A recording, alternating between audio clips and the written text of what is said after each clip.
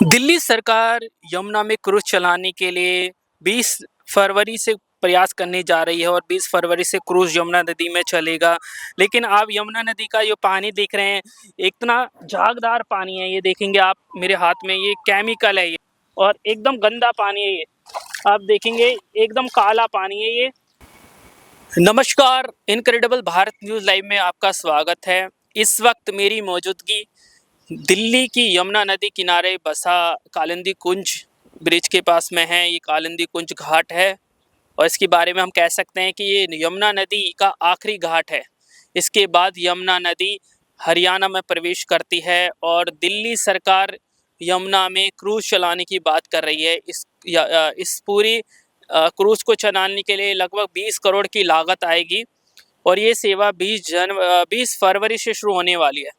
लेकिन इस वक्त मैं कालिंदी कुंज घाट पर मौजूद हूँ। आप देख सकते हो कि कितना बदबूदार पानी है, जिस तरीके से केमिकल इसमें भरा पड़ा है। ये झाग आप देख रहे हैं। छठ पूजा के दौरान भी तमाम ये खबरें सामने आई थी कि यमुना को साफ करने की ज़रूरत है और तमाम बड़े वादे सरकार ने करे थे। लेकिन जिस तरीके से झाग यहाँ पर मौजूद है, ये दिखाता है कि स्थिति बद से बदतर है। ये जो गंदे नालों का पानी गिर रहा है, केमिकल का पानी नदी में सीधा बहाया जा रहा है, उस वजह से ये झाग यहाँ पे गिराया जा रहा है। ये अलग अलग नालों का पानी है। इतने गंदे पानी में लोग स्नान करने के लिए मजबूर है, पूजा पाठ करने के लिए मजबूर है।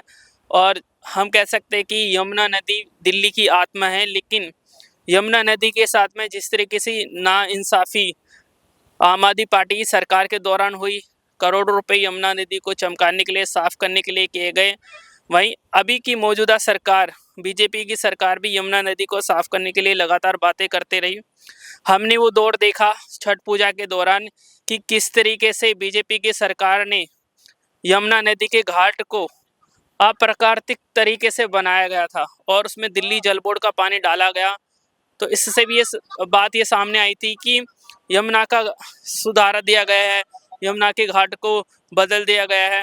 लेकिन ऐसी स्थिति बनी हुई है। आप देखेंगे जिस तरीके से झाग पूरी यमुना नदी में बना हुआ है और ये बदबूदार पानी है। तो ये जो लोग अभी भी यहाँ काम कर रहे हैं, उनसे भी हम बात करेंगे। और इस कालिंदी कुंज घाट के पंडित जी हैं, उनसे भी हम बात करेंगे। जिस तरीके से ये क्रूज की परियोजना चलाई जा रही है, क्या ये ठंडे बस्ते में चली जाएगी? जो आम लोगों का पैसा है, 20 करोड़ खर्च हो रहा है, क्या वो बर्बाद होगा? क्योंकि जिस तरीके के हालात है अभी यमुना नदी में, तो ये हालात ऐसे बने हुए हैं कि अगर क्रूज़ यहाँ पे चलाया जाता है तो बदबूदार पानी है, क्या वो ये परियोजना सफल होगी? क्योंकि क्रूज़ के लिए लोगों को साफ़ पानी चाहिए। यमुना नदी का पानी इतना गंदा है, तो ये बड़ा सवाल है। तो मेरे साथ ज़्यादा बातचीत के लिए यहाँ पे पंडित जी है, सुमित झा आपका नाम है। पंडित जी, आप पहले तो अपना नाम बताइए। और जो आप घाट पर है, कालिंदी कुंज घाट पर, सरकार इस वक्त बात कर रही है कि हम यमुना नदी को साफ़ करने की कोशिश कर रहे हैं। लेकिन क्या आपको लगता है कि आप इतने सालों से यमुना की, हम कह सकते हैं कि आप यमुना के माध्यम से ही आपका जीवन यापन चल रहा है और पिछली सरकारों ने भी यमुना को साफ़ करने की बातें कही, ये सरकार भी कर रही है, तो आपको क्या इतने सालों में क्या कोई तब्दीली यमुना में नज़र आई? और ये जो यह घाट है, कालिंदी कुंज घाट, जैसे सफ़ेद झाग यहाँ दिख रहे हैं, क्या आमतौर पर ऐसी स्थिति रहती है या हालात सुधरे हैं या बद से बदतर हुए हैं? क्या बोलेंगे? नहीं, परिवर्तन तो हुआ है, परिवर्तन तो जी हुआ है। पहले कहिए आप, जो यहाँ पे जंगल खूब बहुत ज़्यादा था, पेड़ यहाँ पे थे, वृक्ष यहाँ पे थे, कचरे बहुत ज़्यादा पड़े रहते थे। लेकिन अब सरकार जो आई, उन्होंने छठ पूजा में बहुत सारा कार्य किया, तब जाकर के साफ सुथरा हुआ है। लेकिन काली झाग की जो आप बात करें, तो झाग ये सब वैसे का वैसा ही है, इसमें कोई चेंजेस नहीं आया है, कोई चेंजेस नहीं आया है। छठ पूजा के दौरान सरकार ने केमिकल का छिड़काव किया, छिड़काव करने के उपरांत झाग सब हटा। बहुत से तरह तरह के मशीन्स यहाँ पे बिठाए गए थे, मशीन के माध्यम से कुछ कार्य किया गया। बहुत सारे वर्कर लगे हुए थे, नमामि गंगे सेवा की तरफ से लगे हुए थे, नॉर्मल लोग, नॉर्मल ऑर्गेनाइजेशन की तरफ से भी बहुत सारे लोग लगे हुए थे, उन्होंने भी किया। उस समय झाग थोड़ा सा हट गया था, लेकिन जमुना का नदी का जो पानी जो है, ये काला का काला ही रहा, काला का काला ही रहा, इसमें कोई परिवर्तन नहीं आया है। तो सरकार भी अपनी तरफ से कोशिश कर रही है, परिवर्तन आप कहें तो परिवर्तन तो हुआ है। अब पहले जो था पुल नहीं था, पुल केवल एक ही पुल था, हाँ जी एक ही पुल से जाना आना लगा रहता था लोगों का। सरकार आई, सरकार ने ये बड़ा पुल भी बनवाया, जी तो उसके बाद लेकिन जितना सुविधा बढ़ा है तो जी। आदमी की संख्या भी बढ़ी है, गाड़ी की संख्या भी बढ़ी है, भीड़ भाड़ तो उसी लेवल का है। तो कुछ जिम्मेदारियां सरकार की तो कुछ जिम्मेदारियां पब्लिक की भी है। लेकिन पंडित जी जिस तरीके से हम देखते हैं कि जब यमुना उत्तर प्रदेश से आती है, मथुरा में हम कह सकते हैं कि यमुना नदी, मथुरा की हम बात कर रहे हैं, वहाँ यमुना नदी की स्थिति बहुत अच्छी है। जैसे जैसे दिल्ली में आती है, आपका वजीरपुर में आती है, ओखला में आती है, IITO तक आती है, तो स्थिति बद से बदतर हो जाती है। बीच में यमुना नदी बहुत गंदी होती है, यहाँ पे स्थिति थोड़ी सी साफ़ होती है। जब हरियाणा में नदी चली जाती है तो वहाँ तो साफ़ हो ही जाती है। तो जो दिल्ली में क्या ऐसी स्थिति है, क्या आपको लगता नहीं है कि यमुना को स्वच्छ रखने के लिए, इसको बचाने के लिए, इसके महत्व को बरकरार रखने के लिए और जो आस्था है लोगों की नदी के अंदर, क्योंकि नदी तो हम सनातनियों की माँ है ना? तो माँ का दर्जा बरकरार रहे उसके लिए क्या करने की ज़रूरत है? उसके लिए पब्लिक को शुरुआती स्टेप उठाना पड़ेगा। जरूरत नहीं है जो सरकारी सारा कार्यक्रम करे, पब्लिक अपना रोल जो है उसमें अदा करे।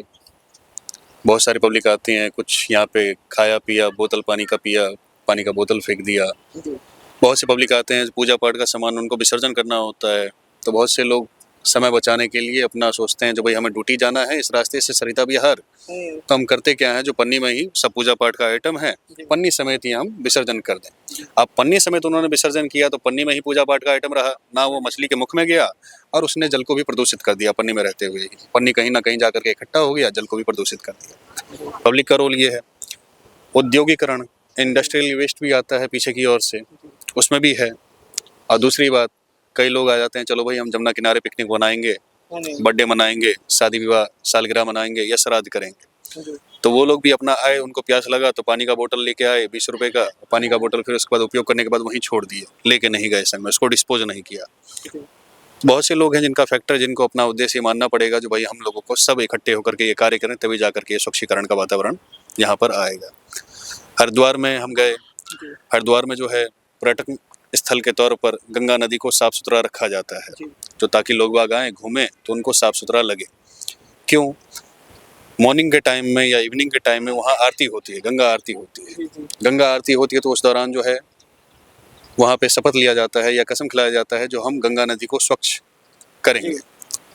हमारी ओर से कोई विधि विधान के अंतर्गत कोई वैसा कार्यक्रम या कोई ऐसा कदम नहीं उठाया जाएगा जिससे गंगा नदी अस्वच्छ हो। एक बार हम ऐसे ही गलती से हम बचे थे, जूता पहन के या चप्पल पहन के हम गंगा नदी में प्रवेश कर गए। हमसे भी छोटा एक बालक, हम 7 या 8 वर्ष के होंगे, और हमसे भी छोटा एक बालक 4 वर्ष का था। उसने कहा जो अरे क्या कर रहे हो भाई साहब, आप चप्पल पहन के क्यों प्रवेश कर रहे हो? तब हमारे पिताजी ने कहा अरे ऐसा मत करो। तब उन्होंने इसके पीछे रीजन बताया जो क्यों ऐसा होता है, मतलब कसम खिलाया जाता है। तो बहुत से लोग हैं जो बहुत शुरुआती दौर पर जब किया जाएगा कुछ किया जाएगा उसके बाद ही कुछ होगा चेंजेस, वैसे नहीं होगा, वैसे चेंजेस नहीं होगा। पंडित जी जब हम बात कर रहे हैं यमुना नदी की, तो दिल्ली में यमुना नदी का जो हम कह सकते हैं क्षेत्रफल सिर्फ 2% है। सिर्फ 2% हिस्से में यमुना नदी बहती है, बाकी हिस्से अन्य राज्यों में आते हैं। तो ये 2% हिस्सा है और उसमें बात करते हैं नजफगढ़ का इलाका, जो यमुना नदी का सबसे गंदा इलाका वही है। वहाँ तो यमुना नदी में कुछ भी रह नहीं सकता क्योंकि वहाँ पे सबसे बड़ा नाला है वो उसमें गिरता है। दिल्ली में 22 नालों का पानी यमुना नदी में गिरता है और उसमें से 18 नाले का पानी सबसे दूषित है। लेकिन जो सरकार के प्रयास है उसको आप कैसे देखते हैं? और ये जो नालों का पानी गिरता है नदी में, तो क्या नदी में आपको लगता है नालों का पानी गिरना चाहिए या कोई अलग से सीवरेज ट्रीटमेंट के लिए सरकार को कोई और कदम उठाना चाहिए? क्या बोलेंगे? सरकार ये करे, जो कुछ जगह ऐसी होती है कंजस्टेड एरिया होता है जिनको अपना ज़मीन लेकर के फिर उसके बाद पानी वानी बहाना होता है। अब पानी तो लोगों ने लगवा लिया है, अब जब कुछ खाएंगे लोग तो वेस्ट तो होगा ही। अब वेस्ट का निकास कहाँ से हो, सरकार को ट्रीटमेंट करना चाहिए, देखना चाहिए जो कहाँ पे हम क्या बहाएं। ज़्यादातर लोग नदी किनारे जो बसे हुए हैं, यहाँ के लोग भी, आप ये ना कहें जो दिल्ली के लोग, यहाँ के लोग भी जो नदी किनारे बसे हुए हैं वो सब लोग अपना जो है वेस्ट वगैरह मटेरियल ये सब घर का कूड़ा कचरा सब फेंकते हैं नदी में, नदी में फेंकते हैं। तो सरकार तो चला सकती है, मुहिम चला सकती है, लेकिन लोगों का भी अपना जिम्मेदारी बनता है जो हम इसके पीछे कुछ ना कुछ करें, अपना जिम्मेदारी निभाएं साफ करने के पीछे। सर अभी जो एक बात होती है कि नदी को हम स्वच्छ तभी रह पाएगी अपने आप नदी जब वो बहती रहेगी, लेकिन जब अब गर्मियों का समय आएगा तो यमुना नदी का कुछ कुछ इलाका होगा वहाँ पे हम कह सकते हैं कि 1 मीटर से भी कम पानी रहेगा, पूरा सूख जाएगा। जिस तरीके से हम यहाँ पे कालिंदी कुंज में हैं तो यहाँ के अब लेवल देख लीजिए, बरसात के मौसम में जहाँ हम खड़े हैं यहाँ पे पानी आ जाता है, लेकिन अभी जो पानी की गहराई है वो भी कम है और जिसका बहाव है वो भी कम है, और उस तरफ आगे आप नज़र दौड़ाएंगे तो पूरा इलाका सूख चुका है। तो नदी में पानी का बहाव बढ़ता रहे, क्योंकि हरिद्वार में नदी को हम देखते हैं बहती रहती है, तेज पानी है तो गंदगी नहीं रहती है। तो इसका जो पानी का फ्लो है वो तेज कैसे हो, उसका आपके दिमाग में क्या आइडिया, उसमें कैसे हम कर सकते हैं, क्योंकि ये भी एक बड़ा कदम हो सकता है साफ करने का। तेज जो है जी जानबूझ के नहीं किया जाता है, क्योंकि बहुत सारे जो लोग हैं नदी के किनारे बसे हुए हैं, बहुत सारे लोग, अगर वो डूबेंगे तो फिर सरकार की जिम्मेदारी आ जाएगी जो हम उनको होम प्रोवाइड करें, घर प्रोवाइड करें। अक्सर होता क्या है, जो फाटक अगर जो सभी खोल दिया जाए तो जहाँ आप खड़े हैं डूब जाएंगे आप, पानी आपके सर से भी ऊपर चला जाएगा, फाटक भी सभी खोल दिया जाए। अक्सर बाढ़ के टाइम में ऐसा होता है, जब वहाँ पे पानी इंक्रीजमेंट हो जाता है तब थोड़ा बहुत फाटक खोलना पड़ जाता है। अब जो लोग बसे हुए हैं नदी किनारे, या तो उनको सरकार होम प्रोवाइड करे, एक रहने सहने के लिए पक्का घर प्रोवाइड करे, तभी जा कर के फ्लो बढ़ सकता है पानी का। अब फ्लो होगा तो जो भी होगा कुछ मटेरियल इसमें फ्लो के साथ आगे निकल जाएगा। अब रोकना इसलिए पड़ जाता है पानी को, जो भाई मछली का पालन जो होता है, अब वहाँ पर जो है रोक कर, जब मछली पालन है तो कुछ केमिकल छिड़काव किया जाता है, प्रजातियाँ बढ़ती हैं मछली की, तो एकदम से जो खोल दिया जाएगा तो सारी मछलियाँ तो बह जाएंगी। तो जिन ठेकेदारों ने टेंडर उठा रखा है उनका तो पैसा काफ़ी डूब जाएगा। तो कई फैक्टर हैं इसमें भी, तो एकदम से फ्लो भी नहीं किया जा सकता। कहीं पे बैरिकेड लगाया जाता है या बैराज लगाया जाता है तो कुछ कारण से ही लगाया जाता है। लेकिन जिस तरीके से हम देख रहे हैं कि यमुना नदी के कुछ इलाके, वासुदेव घाट हुआ, ITO का इलाका हुआ, वहाँ पे रीडेवलपमेंट किया गया, वासुदेव घाट को नए तरीके से बनाया गया। कालिंदी कुंज की बात करें, ये भी दिल्ली का ऐतिहासिक घाट है, और जो आप रास्ता देखिए कालिंदी कुंज घाट पे आने का तो काफ़ी बड़ा है, और आराम से लोग यहाँ पे आते हैं और बड़ी संख्या में गणेश जी के विसर्जन के लिए, काली माता के विसर्जन के लिए बहुत हज़ारों की तादाद में लोग आते हैं। तो इस घाट के रीडेवलपमेंट के लिए भी क्या आपको नहीं लगता कि सरकार को सोचना चाहिए? सही बात है, सरकार को सोचना चाहिए, क्योंकि मूर्ति विसर्जन के अंतर्गत जो है मूर्ति बंद हो जाता है केमिकल के माध्यम से या मिट्टी के माध्यम से। चंद्र के केमिकल, चंद्र के कलर्स मिलाए जाते हैं उसमें। पहले होता क्या था, मिट्टी के माध्यम से ही मूर्ति बनता था, और मिट्टी जब दिया जाता था जल में तो कोई जल को प्रभाव नहीं पड़ता था। लेकिन जब से उसमें केमिकल का उपयोग किया जाने लगा या कलर का उपयोग किया जाने लगा, तब जल में जब दिया जाने लगा मूर्ति को तो जल भी खराब होने लग गया, दूषित होने लग गया। अब सरकार करे क्या, जो इसके लिए अलग से कोई व्यवस्था करे, कोई एक अलग घाट नियुक्त कर दे जो हाँ यहाँ पे आप मूर्ति विसर्जन करो, या फिर उसको, आजकल इको फ्रेंडली मूर्तियाँ भी आ रही हैं, उसके लिए सरकार मुहिम चलाए, बढ़ावा दे, जो हाँ आप इसी प्रकार की मूर्तियाँ अपनाएं, उसका एक रेट नियुक्त करे जो हाँ इतने रेट में आपको ये उपलब्ध हो जाएगा, एक न्यूनतम रेट जो है उसका रखा जाए। तो इस प्रकार की पंडित जी, जैसे कि आप पूजा पाठ करते हैं, बहुत सारे यजमान आपके पास में आते हैं, तो पूजा पाठ में एक बड़ा ये होता है कि आपको जल का आचमन करना होता है। तो आपको लगता है कि जो अभी कालिंदी कुंज में हम खड़े हुए हैं, यहाँ का जल यमुना नदी का आचमन करने लायक है, नहाने लायक है, क्या बोलेंगे? यहाँ का जल आचमन करने लायक तो नहीं है, ना ही नहाने लायक है। फिर भी जो लोग यहाँ पे रहने वाले हैं, जो इस वातावरण के अंतर्गत अनुकूल हो गए हैं, उनके शरीर पे इस जल से कोई प्रभाव पड़ता नहीं है, क्योंकि वो इस वातावरण में रम गए हैं बहुत से बारी व्यक्ति। लेकिन कोई सोसाइटी के जो लोग आते हैं, सोसाइटी के जो जजमान आते हैं, वो देखते हैं, उनको दूषित लगता है, वो तो जल के निकट जाना भी नहीं चाहते। लेकिन कदाचित ये है जो भाई पिंड को जल में प्रवाह करना होता है, पिंड जो है मछली के मुख में जाए, इस कारण से उनको जल के निकट जाकर के पिंड को प्रवाह करना पड़ता है। तो आचमन लायक या स्नान लायक कहें तो आचमन लायक नहीं है जल, और ना ही स्नान लायक जल है, फिर भी लोग मजबूरन बस करते हैं। तो जो 20 फरवरी से यमुना नदी पे सरकार क्रूज चलाने की बात हो रही है, आप उसको कैसे देखते हैं? क्या इस पहल से स्थिति बदलेगी? क्या यमुना नदी का महत्व तो है ही, क्या जो साफ सफाई की बात होती है, स्वच्छता की बात होती है, और जो नदी को प्रदूषित किया गया है उसमें कमी आएगी, क्या क्रूज चलाने से कुछ फायदा होगा? क्रूज चलाने से कोई फायदा नहीं होगा। फायदा इसलिए नहीं होगा, जो भाई व्यक्ति जब जो आएंगे घूमने के लिए क्रूज पे, हाँ जी। या कोई अपना जो है पिकनिक बनाने के लिए आएगा, या कोई पूजा करने के लिए आएगा, या कोई किसी माध्यम से आएगा, जी। तो वो जब दूषित पानी देखेंगे या प्रदूषित पानी देखेंगे, तो वो एक बार तो आएंगे, लेकिन जब देखेंगे तो वो 10 लोगों को बताएंगे जी।